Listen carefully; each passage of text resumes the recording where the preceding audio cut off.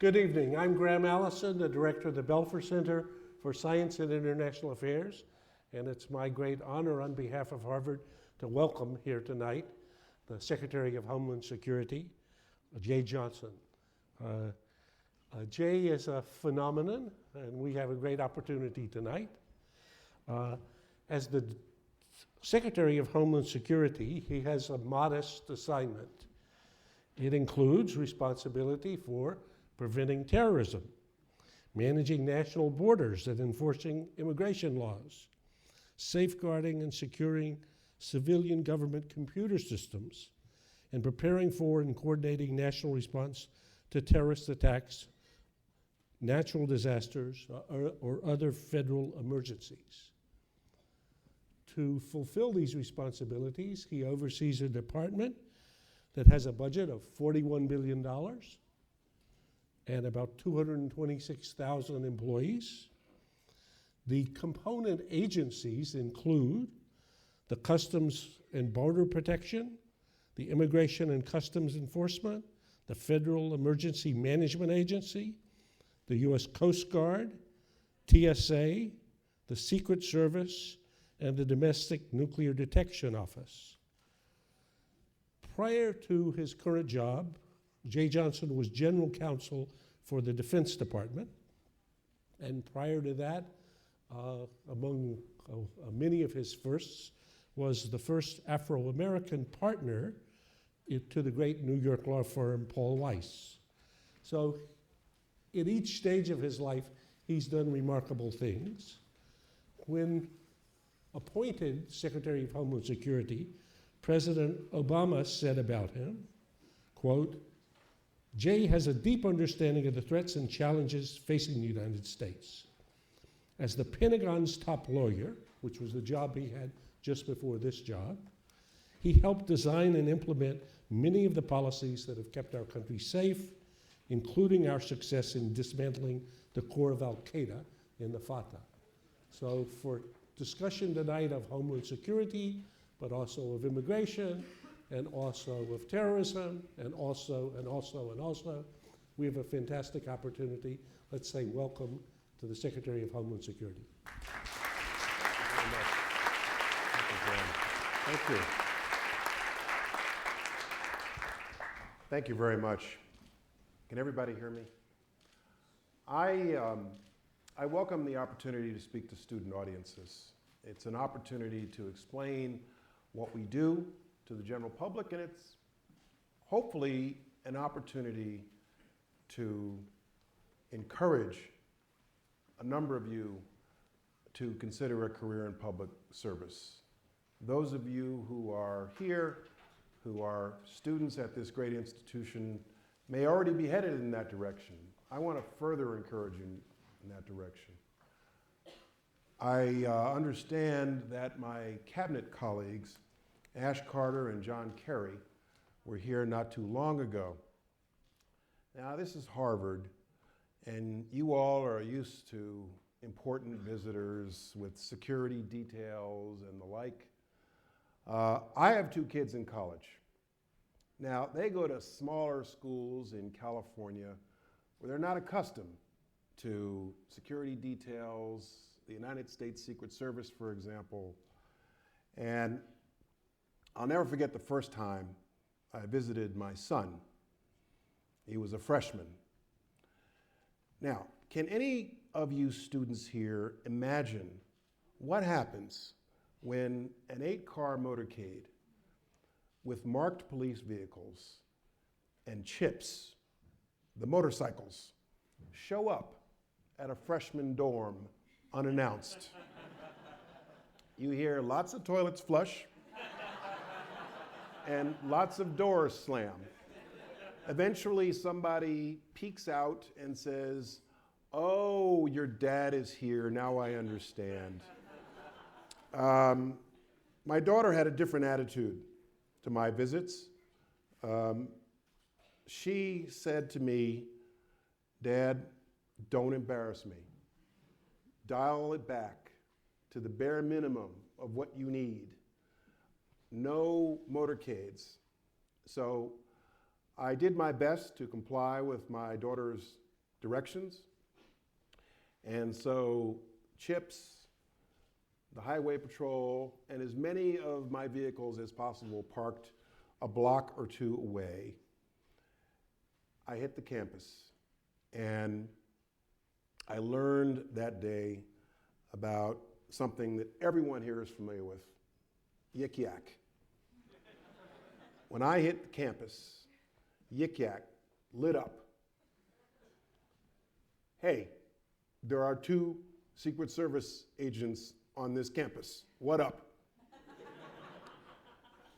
The Secret Service, you know, with the earplugs and everything, and the pullover shirts, they do not easily blend in at a small liberal arts college. Secret Service is here, what up? And there was this immediate fast and furious conversation on Yik Yak that my kids are following. So the reply, Obama must be here. Somebody said, no, Obama's nowhere near. He is on the East Coast today. The next reply, Malia is here. She's looking at us for college. No, she's not even college age yet. So my son jumps into the conversation, and he can't help but make fun of his dad, and he says, no, it's a Vin Diesel look-alike with bodyguards. And eventually, somebody figured it out. It's the fake Obama. He runs Homeland Security. His daughter is a freshman here. Oh, okay. So that was my experience with Yik Yak.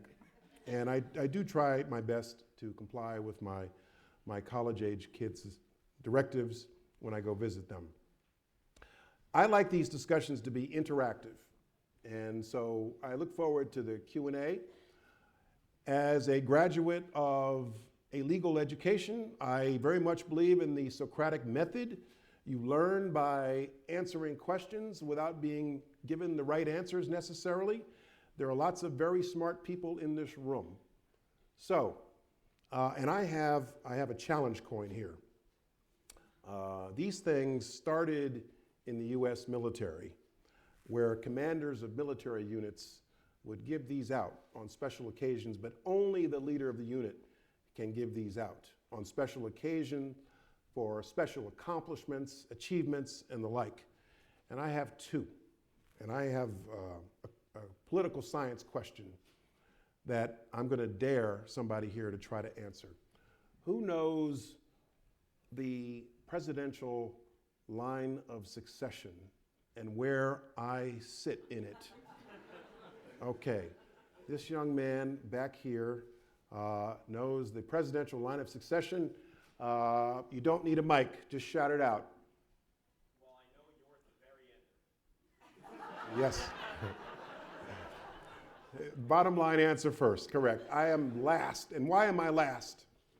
Because you're the most recently created position in the line of succession. Correct. And of course, number 2 is vice president. Number 3 is who? And who is number 4?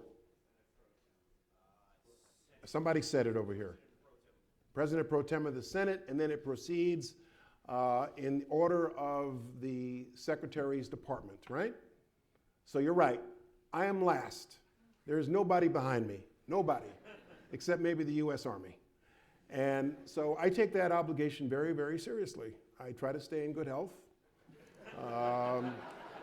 There's a huge burden on the person who is last in the line of succession. But young man, please come up. Come on up.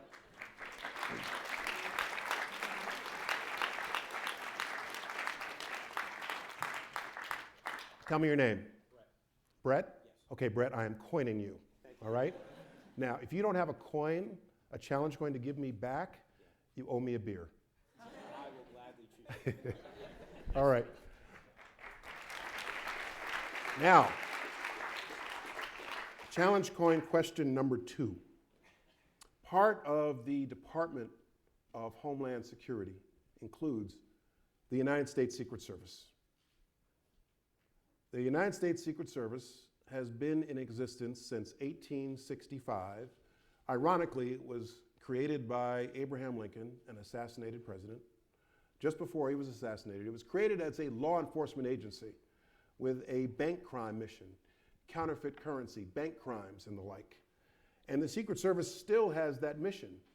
Half of what the Secret Service does is law enforcement, financial crimes, cybersecurity these days. The Secret Service picked up the protection mission following the assassination of William McKinley in 1901. And they've had the mission to protect the President of the United States ever since.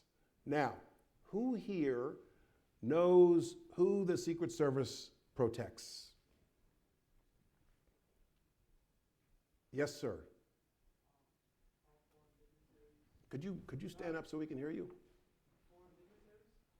Foreign dignitaries. Okay. Well, we got to start with the president, right? Okay. The president. Who else? Vice president. Who else? Their immediate family. You're cooking with gas here. Keep going. All right.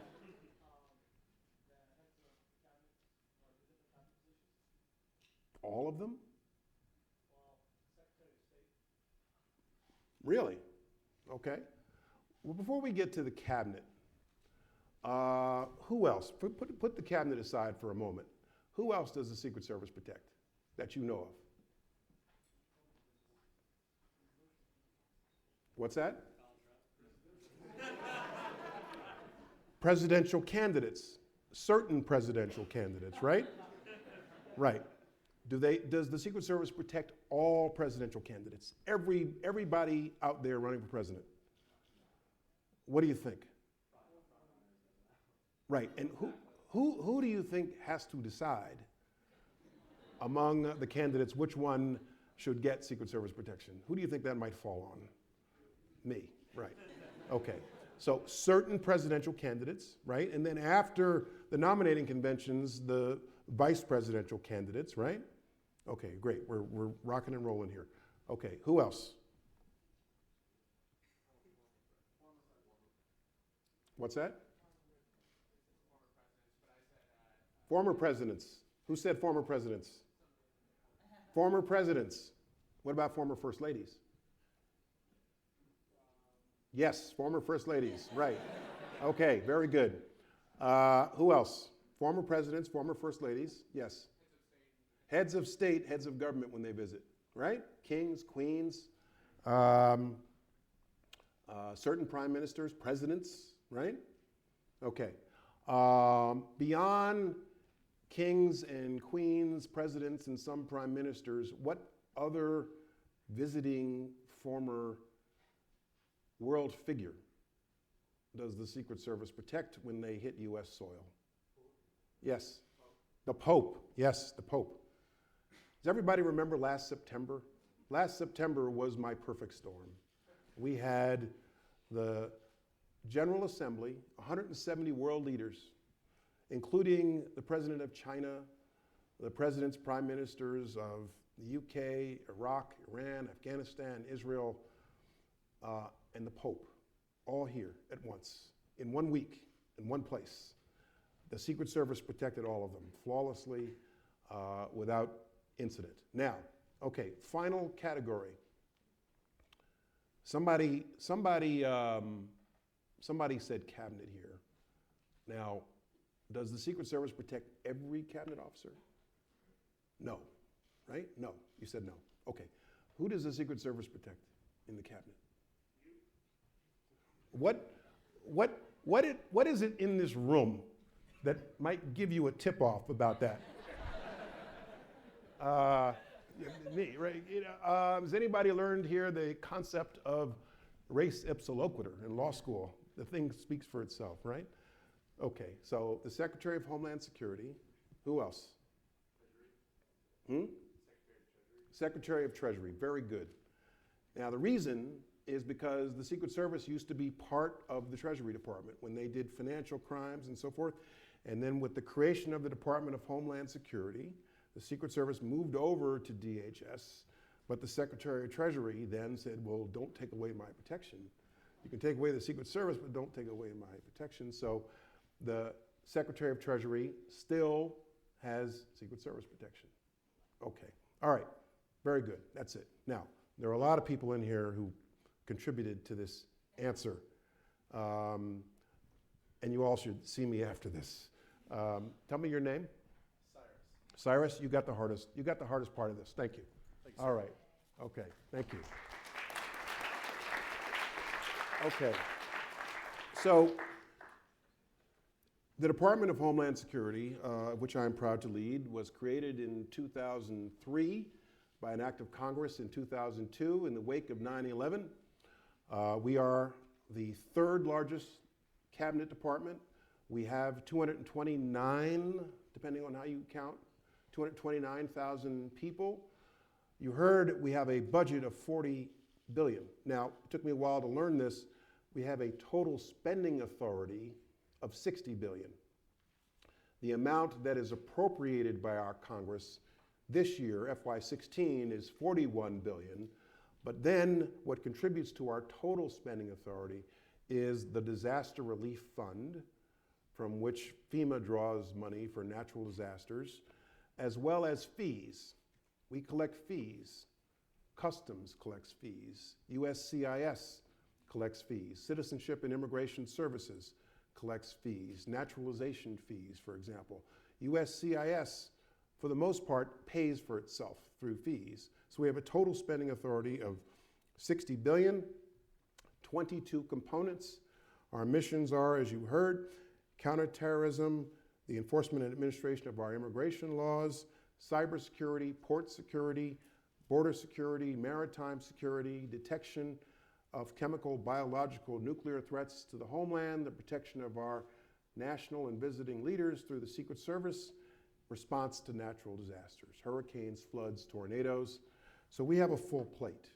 We include Customs Border Protection, which is itself the largest federal law enforcement agency of our government, larger than the FBI. We include Immigration Customs Enforcement, Citizenship and Immigration Services, FEMA, the Coast Guard, TSA, and the Secret Service, and a number of other directorates and offices. We have an Office of Health Affairs. We have DNDO, as you heard.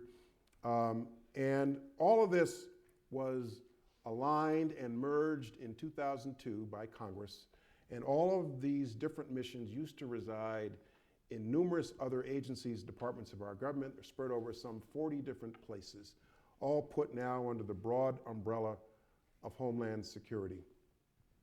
My overarching goal for the department while I'm secretary, and I've been secretary now 27 months and I have 10 left, 305 days, but I am not counting.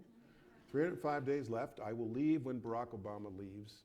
I'm very much part of his administration. I was part of his campaign, part of his transition, and I've been part of his administration. But my overarching goal for our department is management reform, to ensure that our department functions more effectively and efficiently for Homeland Security for the American public. And so we have something called our Unity of Effort Initiative, which I launched 2 years ago, to bring about more effective, centralized decision-making when it comes to budgets, acquisition, and things where it counts that we should act in alignment with each other. Our components are very distinct in their culture. A lot of them preceded us, like the Secret Service, but the Secret Service culture is very different from the Coast Guard culture, from the FEMA culture, and the immigration component culture. But I want us to work together where it counts. And we've done that in a number of respects. I'm seeking help from Congress this year to do that. But in terms of our individual missions, our counterterrorism mission keeps me up at night very definitely. We are in a new phase in the global terrorist threat. We have gone from terrorist-directed attacks launched from overseas, recruited from overseas, trained and equipped from overseas, to the prospect of terrorist-inspired attacks on the homeland by people who live here. San Bernardino being the most recent and the most prominent example since 9/11. That has required a whole-of-government approach. Militarily, we're taking the fight to the Islamic State and to Al-Qaeda overseas. It requires a law enforcement effort by the FBI, but it also requires very much a whole-of-government approach that includes multiple components of Homeland Security. So we've ramped up and enhanced our presence around federal buildings, We're working a lot more with state and local law enforcement to share what we see by way of intelligence because of the localized nature of terrorist-inspired attacks. I like to say that the cop on the beat could be the next one to discover a terrorist attack on the United States. So it's more important through our grant making and through our intelligence sharing that we work with state and local law enforcement, which we are doing. And one of the things we're doing that is relatively new, that since I've been secretary we have expanded upon, is what we refer to inside the Beltway as our CVE efforts. Countering violent extremism, working with communities, mostly American Muslim communities, and I do this myself across the country, to build bridges with American Muslim communities and to help them counter the message in their communities of the Islamic State, to counter the appeal of the Islamic State on the internet through social media. We're working with the tech sector to do that, and some of them have been very good and effective in helping us in that effort.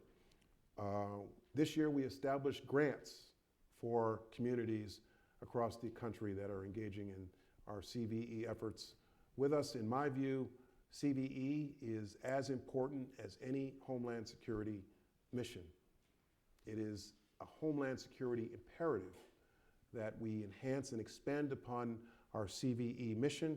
I'm pleased that on a bipartisan basis, a lot of people in Congress agree with us, and frankly, the only time that I have gotten myself involved in the political campaign this year. I've been avoiding commenting on some of the things that the candidates for president have said directly.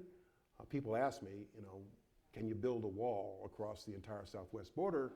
And I said, no, you can't, but I don't directly respond to some of the things that the candidates have said.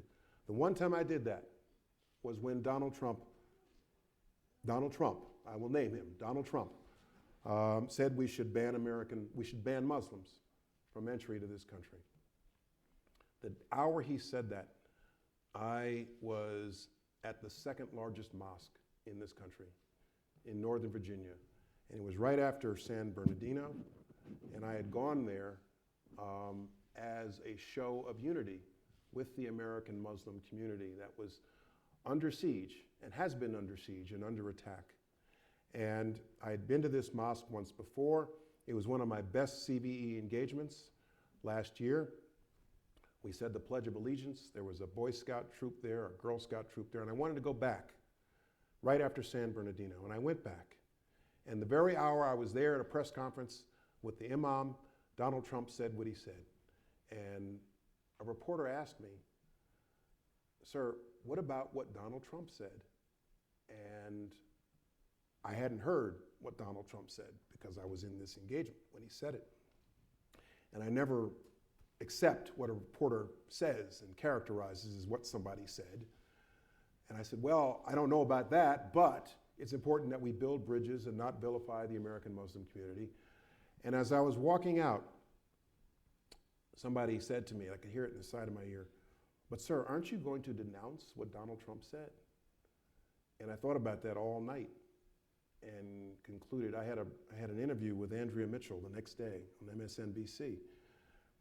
And I concluded I have to say something about this because not only is it wrong, it is contrary to our Homeland Security interest for this suggestion to gain any kind of traction and currency. And so I did comment on it directly, that it's crucial that in the current phase we are in, we build bridges to the Muslim communities in this country and not vilify them and drive them into the margins of our society. The immigration issue is, without a doubt, the hardest issue I have worked on in government. And I've worked on a lot of tough issues. Drone strikes, Guantanamo Bay, the repeal of Don't Ask, Don't Tell in 2010 when I was general counsel of DOD. Immigration is a tough issue, without a doubt. A lot of people feel very, very strongly about the immigration issue, as they should. And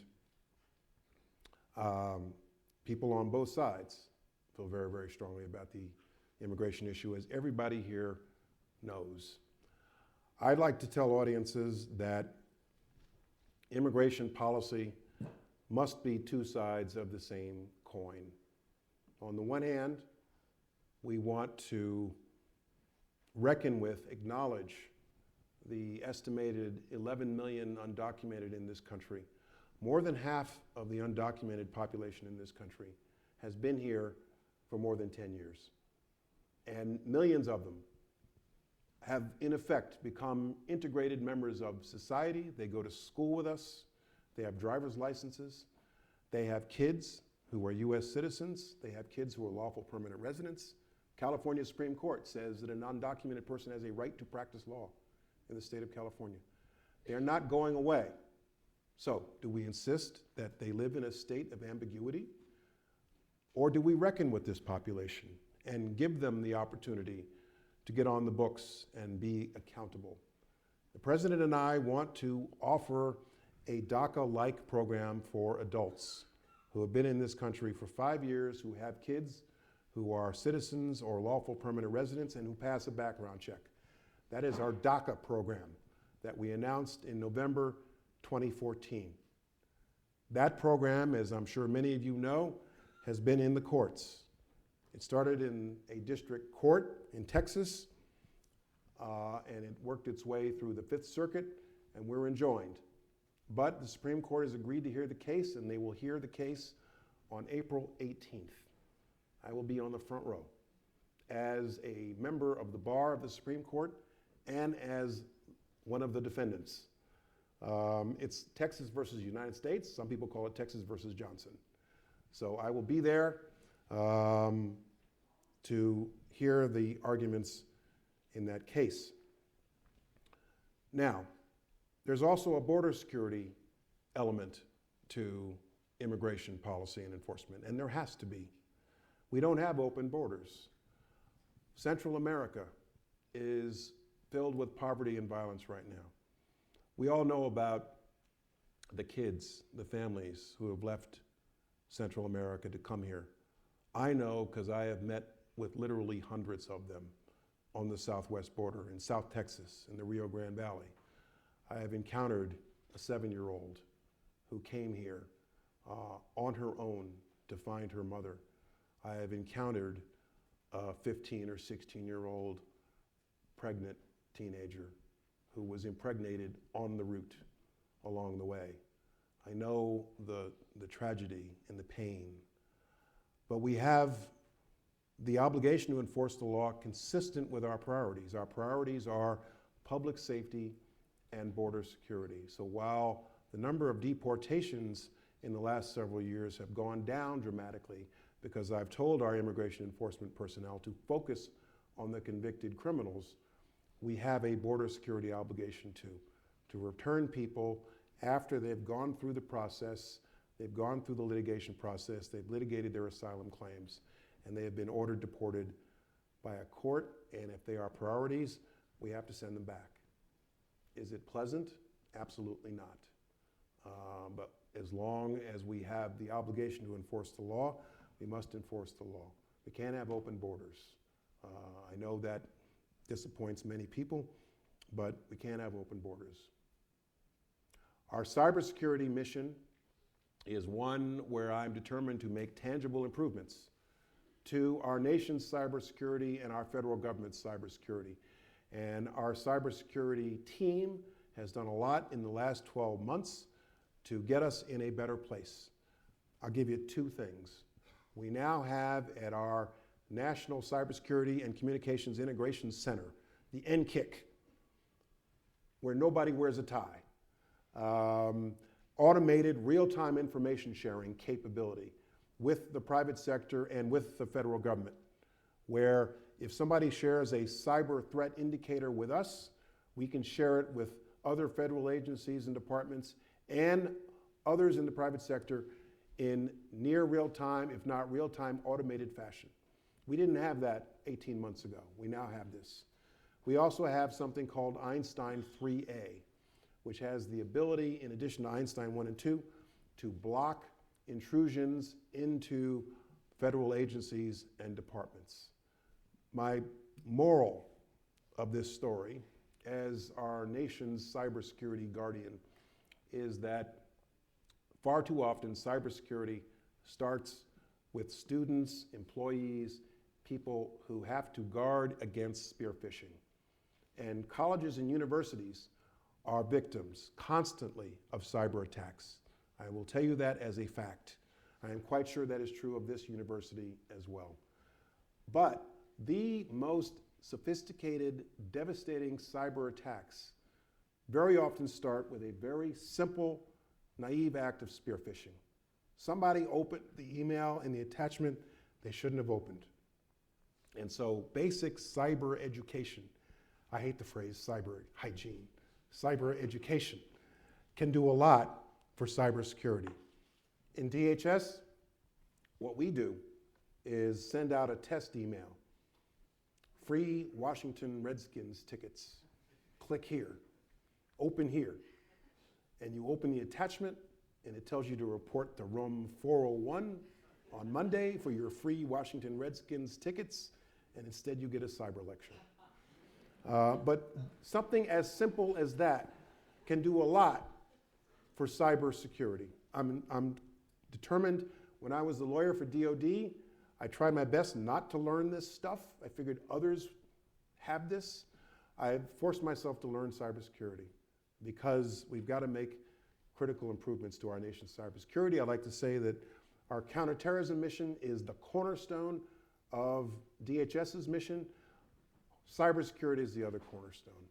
And so this is vital to our national interest. I could go on to talk about Secret Service, FEMA. Everybody loves FEMA. FEMA is what our federal government does best now. FEMA's come a long way in the last 10 years. Since the days of Katrina, FEMA is remarkable for what it does.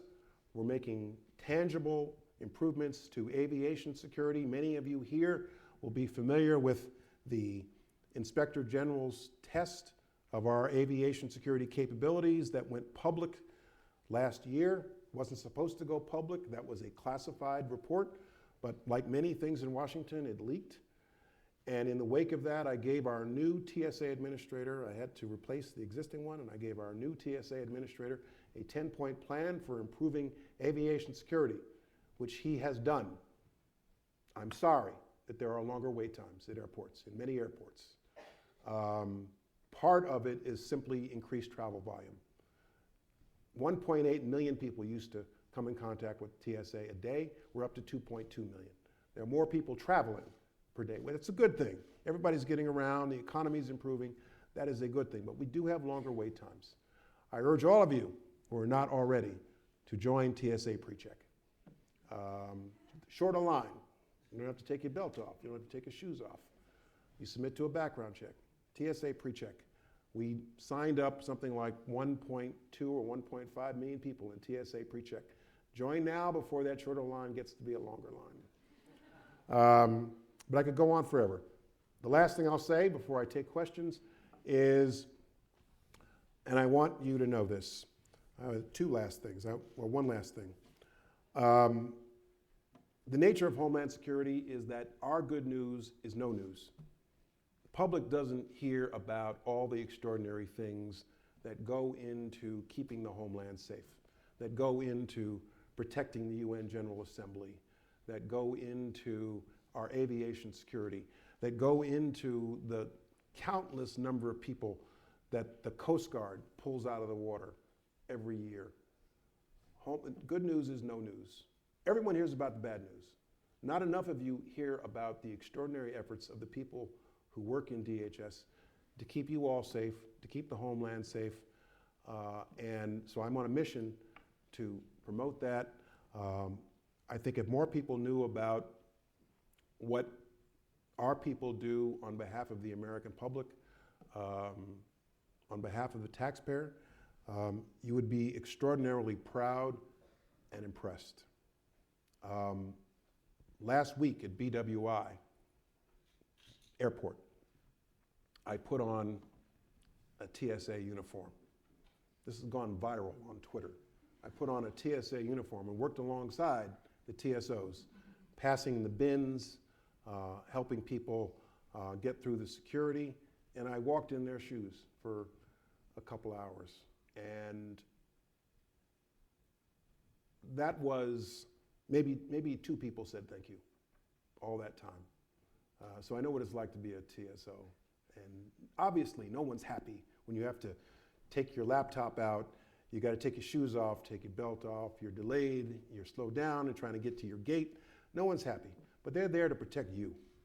And so my message is, we're all working very hard around this country and around this world to protect you. There is no more important mission that our government does on your behalf.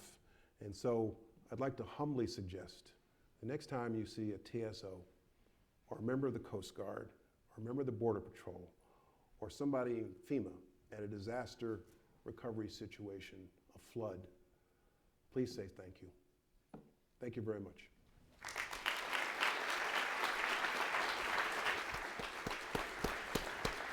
Thank you. So let me tell you how this is going to work. I'm going to put a question. I'm going to let Juliet Kayem, who's a member of the faculty here and who was an assistant secretary at the Department of Homeland Security, put a question. Then we're going to go to the floor. There are microphones here, so you can line up. But Secretary, let me ask you about terrorism and the sizing of the problem. There's a very interesting interview in the current issue of The Atlantic with President Obama, in which he says that he thinks that the American view of the threat is disproportionate to the threat. So that the terrorism poses a threat that's not commensurate with the fear of the threat. And here in particular, it says, Obama frequently reminds his staff, so I don't know if this includes you or not, so I'm not sure which side of this are you on, that terrorism takes far fewer lives than handguns or car accidents or falls in the bathtub do. He expressed admiration for the Israelis' resilience in the face of constant terrorism, and it's clear he'd like to see more resilience replace panic in the American society. Nonetheless, as the article points out, his advisors are fighting a constant rearguard action to keep Obama from placing terrorism in what he regards its proper perspective, out of concerns that he'll seem insensitive to the fears of the American people. So tell us about Obama's view versus the fears of the American people and your own views. Well, our president, I think, wants to assure the American people about their safety. As the Homeland Security guy, I think part of my job is public reassurance as well. The way I like to explain it, particularly in times of anxiety like last fall, November, December, or the fall before that when we were dealing with Ebola, is to explain to the public first, here are all the things we are doing to keep you safe. Here are the 10 things we're doing in Homeland Security, in law enforcement, in national defense to keep you safe. And we are working around the clock, overtime, to keep you safe.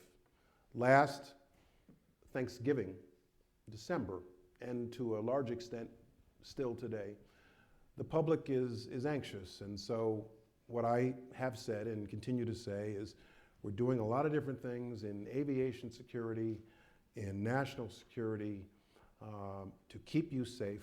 Here are the things, and I want you to know that there are people in law enforcement, Homeland Security, national security, working overtime to keep you safe this holiday season, this spring.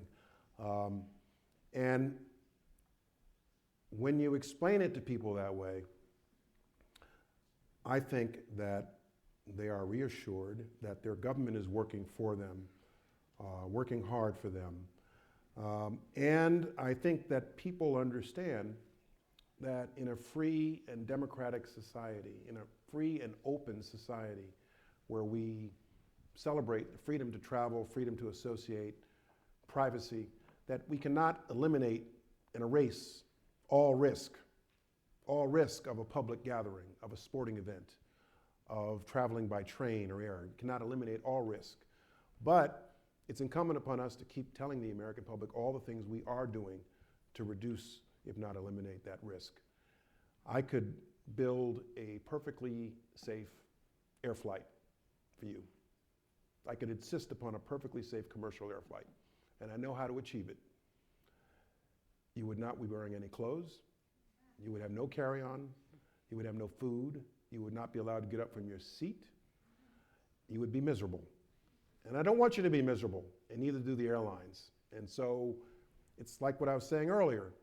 Physical security and the things that we enjoy in a free society must be a balance. And my job is achieving that balance. And when you explain it to people, I think they understand it and respect it that way. Thank you. Juliet Kayyem. Well, I had the pleasure of interviewing Secretary Johnson for my podcast, so that will come out on Wednesday. So I'm going to ask you something I didn't ask you then, which was, are you surprised the extent to which the outside of government national security community is very split on the encryption debate? You don't have to talk about, Apple or FBI, but just the extent to which there are people, including your predecessor, Michael Chertoff, and others who do not want to give the government the backdoor capacity to get into these particular phones or networks. And how do you think about essentially the standoff that's between these companies and the federal government at this stage? Yes, I do find that interesting. You would expect people to be essentially in two camps. Privacy interest, the tech companies, and government, law enforcement, national security on the other side. And many in national security and in the intelligence community have hesitation about a backdoor, about compromises to encryption, and I understand that. I think that in response to the demands of the marketplace, we've gone very far down the road of ensuring security and privacy in your communications, my kids' communications, but it has in fact made it harder to detect crime. And it has in fact made it harder to detect potential terrorist plots. It's demonstrable. And as I think the president said the other day, there should be in national security very few unqualified absolutes. And I personally believe that there needs to be a recalibration of these efforts. Again, it's a balance between our liberties, our privacy, which we enjoy in so many different contexts, and our law enforcement national security needs. Any crime, not just federal, but state and local, any crime that involves a communication, child pornography, for example, is compromised by encryption. The ability to detect those crimes is compromised by encryption. The Manhattan DA, Cyrus Vance, your namesake, the Manhattan DA, Cyrus Vance, has been very outspoken about this, and he's a local law enforcement guy. And so I don't know I'm not smart enough to know the solution myself. I do know that if we brought together stakeholders from the tech sector, from privacy, civil liberties communities, from the intelligence community, the law enforcement community, the national security community, and they were all adequately represented in a room with some really smart people, we could figure this out. And I think we will eventually. So this lady has the first, please. Introduce yourself and a short question. Great, thank you. Thank you, Secretary Johnson. My name is Dominique Gilbert. I'm a Master in Public Policy student here at the Kennedy School. I actually have been working at Homeland Security for the past 5 years, so you don't know this, but you're like my boss's boss's boss. Okay, all But right, okay. my question for you is how DHS is currently and might plan to better engage with the human rights community. I ask you this because in my time here at HKS, I've been focusing on human rights, and I've perceived a distrust between human rights professionals and national security or law enforcement professionals that I think is unnecessary, and and I think the policies of DHS are very respectful of human rights. You talk about this balance, but I think there's the disconnect between the policies and the practice, and I wonder if you could speak to that. In my last job in the Department of Defense, and especially in this job, I've spent a lot of time with advocates, immigration advocates, human rights advocates, U.S. Conference of Catholic Bishops, AFL-CIO, listening to their concerns. I was the first, I spent a lot of time in my last job on college campuses, Stanford, Harvard, Yale, Oxford, talking about the legal architecture for our counterterrorism efforts in this administration. And I think it's important that we do that. And I think it's important that in the Homeland Security, counterterrorism, encryption, and immigration debates and how we set policy, it's important to get all perspectives. I don't think of myself as ideologically driven. I think of myself as a pragmatic problem solver. And to do that, I know that it's important to get all perspectives well informed.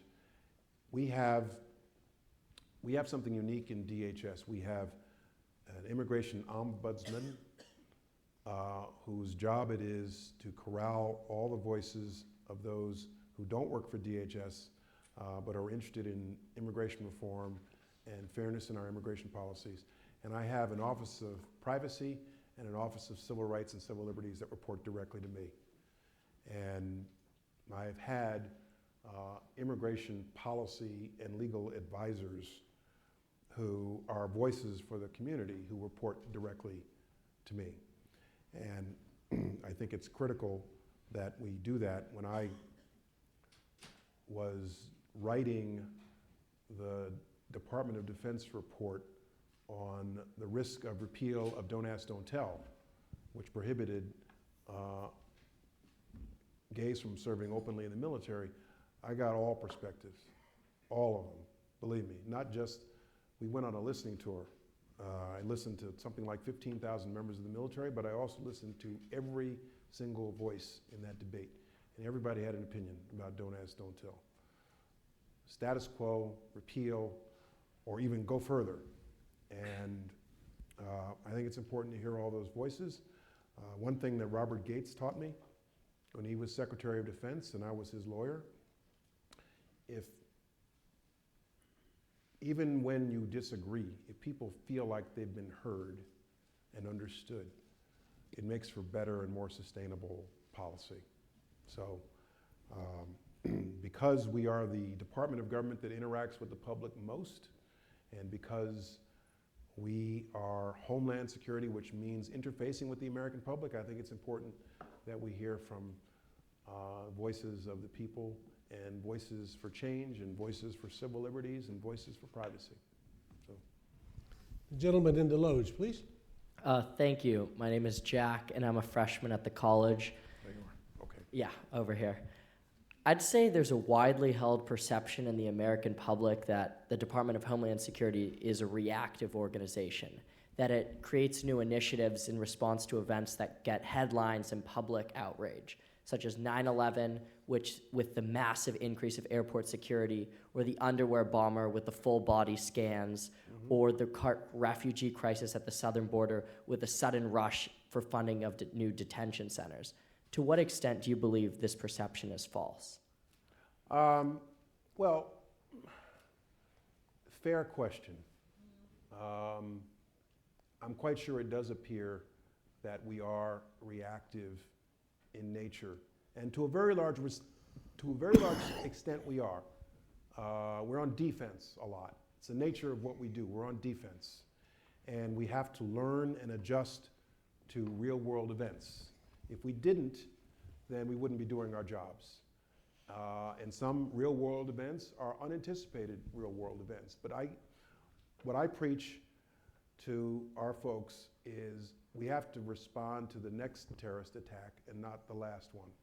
So we don't necessarily want to plug the hole at the airport, for example, where there was a breach, but we want to plug that same hole in 8 or 9 other airports where that same risk may exist. Having said that, there are a whole lot of things that we do sight unseen to the American public to try to anticipate events that actually do prevent events and do plug holes. But again, this goes back to what I was saying before. You don't always hear about those because there hasn't been that major real-world event that gets the public's attention, that gets the press's attention to respond to these things. We spend millions of dollars a year, and we give out in grant money millions of dollars a year for preparedness, for resilience, for natural disaster preparedness, for preparedness to mass shootings, active shootings. I have trained and been to training for active shooter exercises. We did one in the New York City subway system, for example, in November that we funded. NYPD and DHS did an active shooter exercise. We did the same thing 2 weeks ago in Louisville, Kentucky. I went there. We did the same thing in Miami, Miami-Dade. And these are to anticipate events, real world events. And I know that active shooter training, for example, can do a lot to prevent something really bad from happening. I've seen it myself, and I've had people tell me I responded the way I responded because of active shooter training.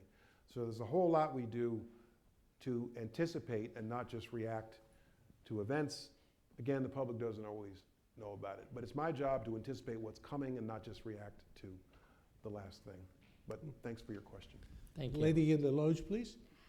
Thank you, Secretary Johnson, for being here. I'm Sobia Makbood. I'm a student here at the Kennedy School. In your talk, you mentioned about engaging with communities. Yes. I think that's a very important concept. I had the opportunity to take a group of students to Pakistan during the spring break, and I think I can say with reasonable degree of assurance that they did not feel threatened by security while they were there. So the perception that we see in media and what the ground reality is, there may be a disconnect between the two. So just going back to your point about engaging with communities, do you think the US government is doing enough to actually understand what, I specifically, let's say about Pakistan, what the people are about? Because if this disconnect exists, how does that feed into policy making at the national security level? No, we're not doing enough, and we need to do more. There's still a lot of distrust of the federal government in Muslim communities. And notice I'm using it plural because the Muslim communities are not a monolith. I mean, you have Pakistani Americans, you have Somali Americans, you have Syrian Americans who are as different as any two communities in this country. And there's a lot of distrust that exists right now of the federal government in these communities. There are actually CCVE efforts to counter our countering violent extremism efforts. That's how I know I'm having an impact. And so we need to do more to build bridges. I think we need more grant funding. I think we need more counter messaging, which is not necessarily a government function. And my personal goal while I'm in office is to visit every major metropolitan area with a significant Muslim community in it, and I'm on the way there now. And I think we need to do more, and I hope that my successor continues on this path, and I hope the next administration continues on this path. So, Thank you. thank you. So unfortunately, this needs to be the last question, so this gentleman. It's actually related to what we just mentioned. Hello, my name is Omar. I'm a student at the college, and I want to thank you for being here. I want to thank you for allowing me to fail so publicly in front of everyone on that question. You were close. You know what? 70% of accomplishment is trying, raising your hand. If you don't raise your hand, then you never achieve. You never get the challenge coin. You don't even raise your hand, right? So, And I, like I said, see me after. okay, sounds Okay, good. all right. I also wanted to, more importantly, thank you for standing with the Muslim community so publicly after the comments were made by candidate Trump. As a member of the American Muslim community, I've been hearing a lot about the CVE efforts. I'm a greater Boston native, and I know Boston is one of the pilot cities for your CVE program. I'd hope that people here would take a second to understand why it seems so discomforting that a community, a faith community, a minority in America, might be seen to be singled out on this issue, on extremism, where, constantly the FBI would say that, white militant groups, white militias are actually the most dangerous groups in America at the moment. They present the biggest threat to American interests here domestically. And so when we hear extremism, which is a general term, but then we see, okay, this is only being done in mosques, this is only in response to, say, radical Islamic extremism, it seems that it would seem clear why Muslim Americans are unnerved by it, because it seems to be singling out a community where, in fact, extremism is a broad American issue. And so on this initiative specifically, do you seem to see that concern, and how can we Yes. begin to fix it? I hear it all the time, yes. Yeah. Our CVE mission is generic. Now, the nature of the challenge is that we have the threat presented by the Islamic State, and we have domestic-based extremist groups of the type you were referring to. But by their nature, they don't want to sit down at a round table with me. But lots of patriotic American Muslims do, and want to help me in our efforts and want to hear how I can help them. They are honest, hardworking, patriotic people who feel that their community is under threat. The Islamic State is targeting American Muslim communities. Therefore, I must focus a lot of our CVE efforts in the same place, which is what we've been doing. But that does not mean that our CVE efforts are solely and exclusively targeted at American Muslims. There are a range of terrorist threats to our homeland presented by a range of different groups, organizations, ideologies, thought, and a range of different peoples of different races and colors.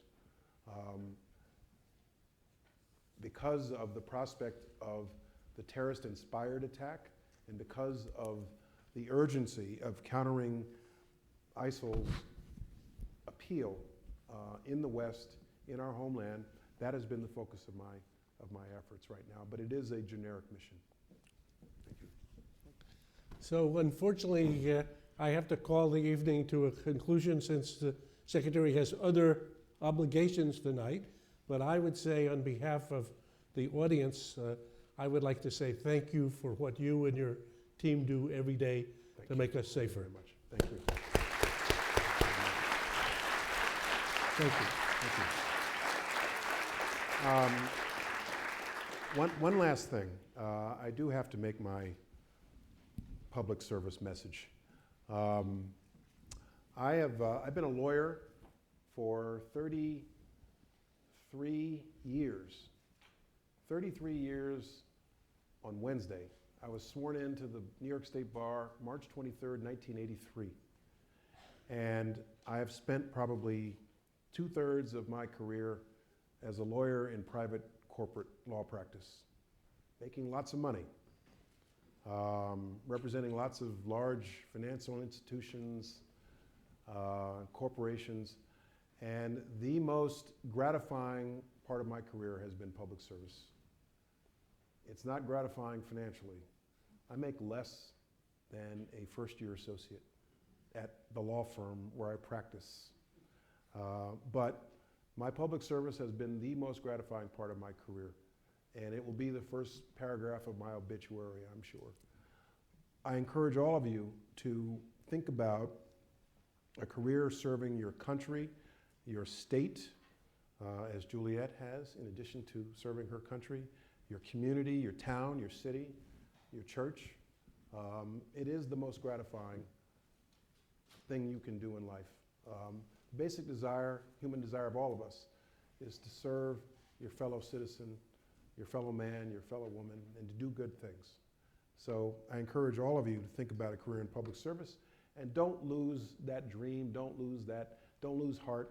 When you take on the mortgage, when you have to pay off the student loans, we'll give you a little bit of a break with the student loans. But don't lose that drive. I didn't, and I'm glad I did not. So thank you all very much. Good. That's a good ad, too. Good.